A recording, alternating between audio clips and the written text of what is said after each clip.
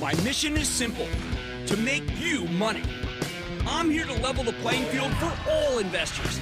There's always a bull market somewhere, and I promise to help you find it. Mad Money starts now. Hey, I'm Cramer.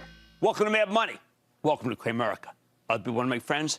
I'm just trying to make you some money. My job, not just to entertain, but to educate. Put these days in context. Call me, 1-800-743-CNBC, or tweet me at Jim Cramer.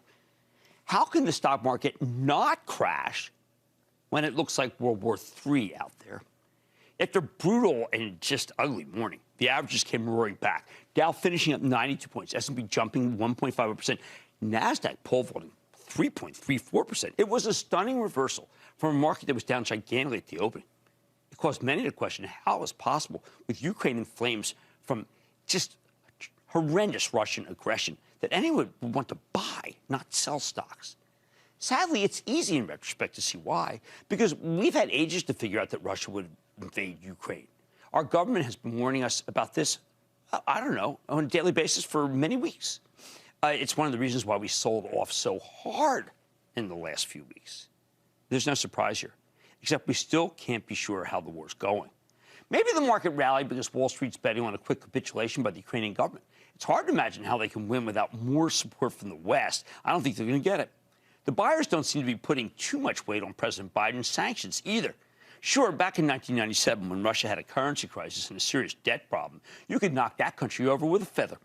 Now, though, Russia's solvent and oil-rich, even if their stock market took a hit today, and not a lot of people involved in their stock market. As dangerous as Putin is, he's not dumb enough to go to war empty-handed. That's terrible for Ukraine and Ukrainian people. But Wall Street doesn't care about the outcome as much as it wants the current crisis to be over as soon as possible. Of course, the buyers could be wrong. If our government decides to do a rapid supply of millions of, munitions that can fight mechanized troops, well, that's not factored in. Massive partisan resistance, not factored in. A Russian army that's weaker than we expected, not factored in. But at the moment, buyers are betting that all of those are long shots.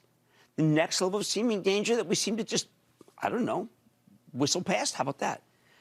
Recession. Yes, we have to worry about a recession. That's because if the Fed is going to kill inflation now, or can, the only thing it can do is raise interest rates aggressively, which will crush the economy. Again, though, if that's really the case, you'd expect to see the typical recession-proof stocks roaring here, the consumer staples and the drugs, yet many of them actually went lower. They were the worst group today. What's going higher? The home builders. The home builders of all groups, along with the NASDAQ stocks that have been crushed again. Okay, it's all counterintuitive, but when you consider that because of a flight to quality, long-term interest rates dropped right after mortgage applications had fallen dramatically, I can see why someone would want to buy Lennar or Toll, especially if the Fed decides to tighten less aggressively, just in case the Ukraine situation causes a slowdown. Meanwhile, that same decline in long rates caused the banks to get clocked. I think it's a total overreaction. Bought some for the Travel Trust. So I think some of the concerns about the banks being hit by retaliatory cyber attacks, while they can't be overlooked, may be an overreaction too. As for the NASDAQ stocks, I'm betting that's just a short covering rally, with the exception of the cybersecurity stocks that should make out like bandits as Russia creates endless demand for their products. More on that later when we hear from CrowdStrike. But let's go deeper for a moment. We can't yet forecast how bloody Ukraine will be, although we do know that the Russian army is capable of taking on pretty much any conventional army in the region, thanks to Putin's massive military buildup over the last few years. This is no longer a poor man's Soviet Union. We're not looking at another Afghanistan where the Soviets suffered a major defeat in the 80s. Afghanistan is the graveyard of empires. Ukraine, playground of empires. I think this war is also much more like Hungary in '56. What about the war against inflation, though? Even if Jay Powell does try to kill inflation now by sending us into recession, it's possible that this will be a non-traditional recession. This is a new concept that I want to introduce to you tonight. Non-traditional recession. In normal recession, the big winners are the safety stocks, Procter & Gamble, Clorox, J&J, PepsiCo. Don't even look at where those stocks, wow, they were pummeled. Remember, we're always trying to figure out the permutations using inputs from the market, not necessarily accepting its judgment. So what happens if Powell sends us into a different kind of recession, the one I'm envisioning? The thing is, we'd be going into recession with the strongest consumer in history. Her balance sheet's never been better. Her pent-up demand for goods is only exceeded by her desire to go out to restaurants and to travel. This is what we're hearing from almost all the major banks and credit card companies, and they know the data. Second, in a normal recession, companies lay off their workers, preserving what's left of their profits while weakening the consumer and the worker. That probably won't happen this time because we've got a huge labor shortage. Businesses can't afford to fire people. Sure, if prices keep going up and we get double-digit inflation, then consumers may pull in their horns. But then again, we're only gaming this scenario because we expect Powell to win the war against inflation. Third, we know from Toll Brothers, which just reported that demand for homes remains incredibly strong, and because the consumer's flush, mortgage rates would have to go up to north of 5% before demand tapers off. Not pie in the sky. People with means, Toll Brothers builds luxury homes, have more than enough money to buy houses at much higher rates. And given that they have their choice of jobs, well, it may not matter. Finally, if Powell can slow the economy down just enough, then the supply chain problems can actually be solved. As they're largely a function of strong demand from all sorts of places that we didn't have before, at a time when there are too many sick people and individual semiconductor parts aren't available. Those and port problems, those are it. Plants will come back online when everybody gets healthy. There will be time for new factories to create. We get to build actual new semiconductor plants. We'll figure out how to handle freight. Pay for new truck drivers will increase, attracting enough of them to make a difference. This stuff will happen naturally. It really takes time. If the Fed wants to tamp down on inflation, it only has to slow the economy just a smidge to let the businesses catch their breath. Now, you may think this is all too rosy. But the idea that this could be the same old kind of recession with a crash in corporate profits, lots of bankruptcies, massive layoffs, just doesn't add up to me. We have way too many jobs and too few people looking for them.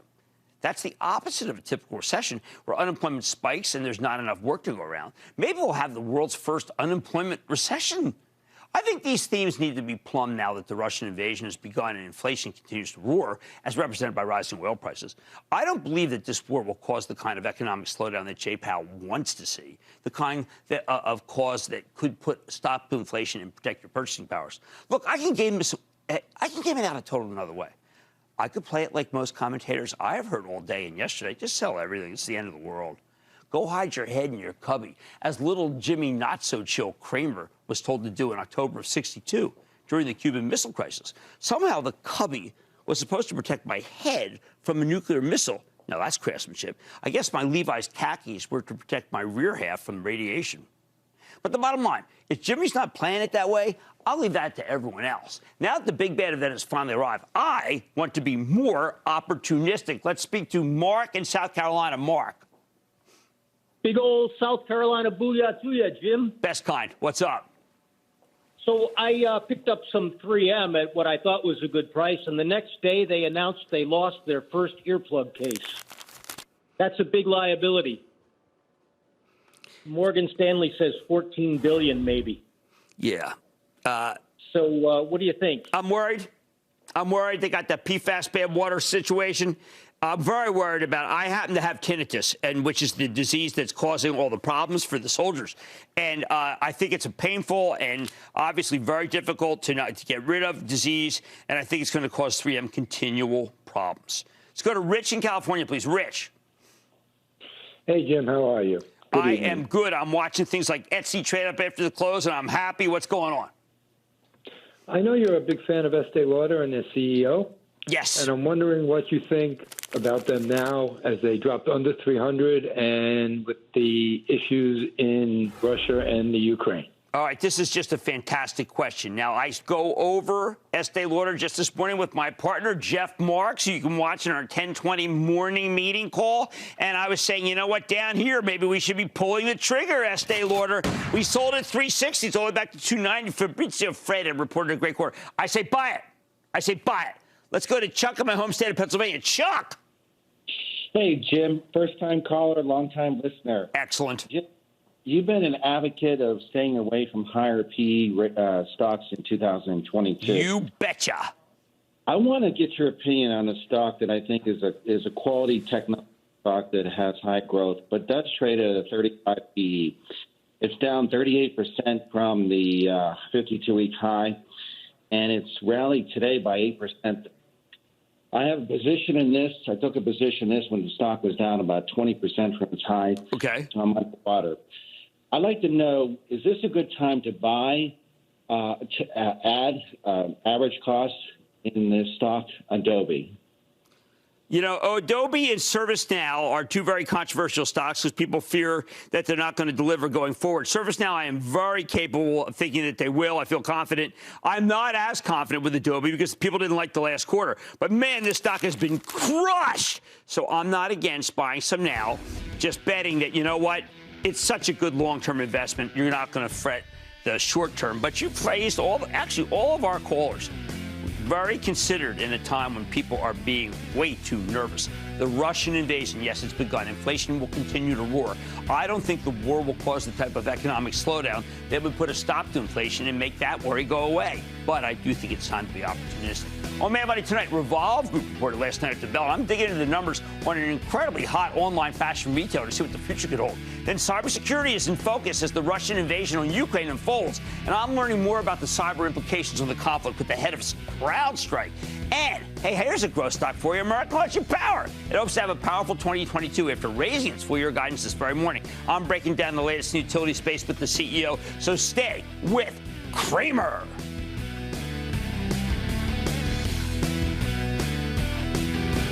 Don't miss a second of Mad Money. Follow @Jim Cramer on Twitter. Have a question? Tweet Cramer. #MadTweets. Send Jim an email to madmoney@cnbc.com or give us a call at 1-800-743-CNBC. Miss something? Head to madmoney.cnbc.com.